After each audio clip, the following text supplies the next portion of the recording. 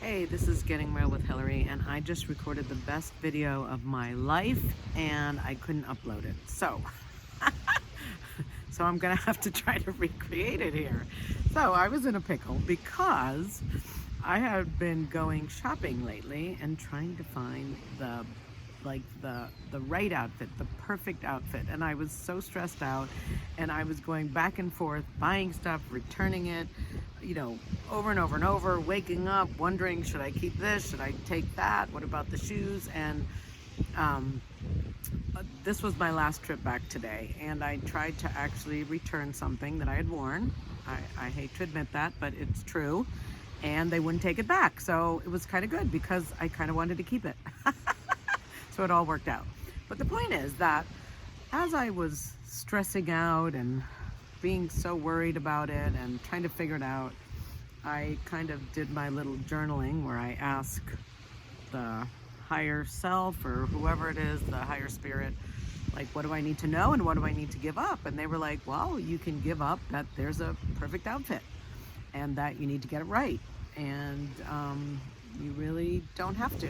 There's no right, which I've talked about before. There's no book of right, and there's no perfect outfit. And even if you had it, it wouldn't, like I was thinking, well, I had to get it right so I could have, so my life could work out, like it was kind of this construct that was stressing me out. And it's like, no, I have a great life anyway. Like, I have a great life no matter whether I have the outfit or not, was what the voice was telling me, that I can give up trying to get anything right and trying to get anything perfect because it doesn't exist, and that I could just be fine the way I was. And so I am wearing this little baseball cap and my Penn squash sweatshirt in rebellion of trying to get the perfect outfit right, because this is actually my comfy clothes, and for me, being comfortable is more important than looking good. I know some people think that's heresy, but I wouldn't sacrifice comfort. If clothes are too tight or the shoes hurt, I'm not gonna wear them. I'm gonna wanna rip my clothes off, which is not a good thing when you've gone out in public.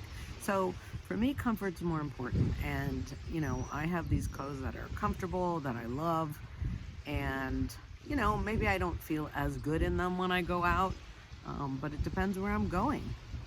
And who's gonna see me anyway?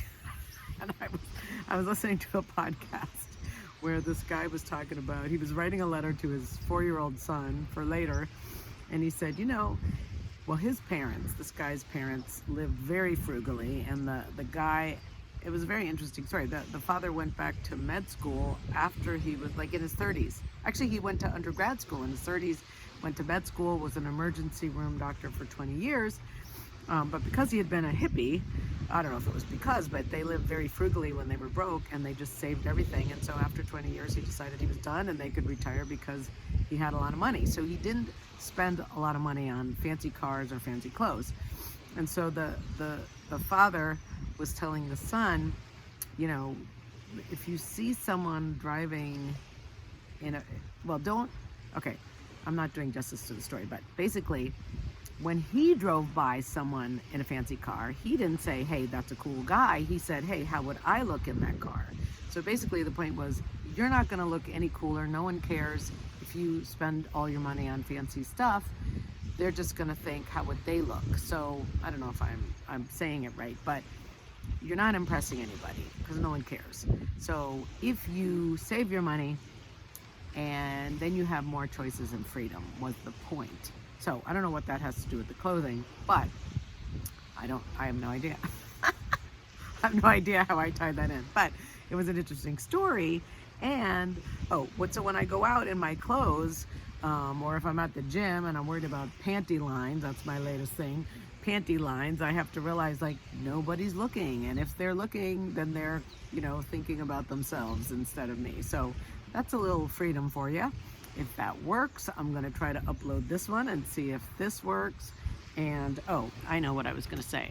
This was the second part, which I should cut this off because it might not upload again, but I'm reading the last book. I don't know if it's new, but in the series, the Outlander series, Go Tell the Bees That I Am Gone. And I love reading about Jamie and Claire. They have such a cool relationship, and it gives me hope. even though it's fiction, but it does. So anyway, that's it. I'm going to cut this. Getting Real with Hillary. If you haven't subscribed to my newsletter, please do go to gettingrealwithhillary.com. You can subscribe there. People enjoy it. And also my podcast, Get Real and Get Free, on Spotify. And I will talk to you soon. Thanks for listening. Bye.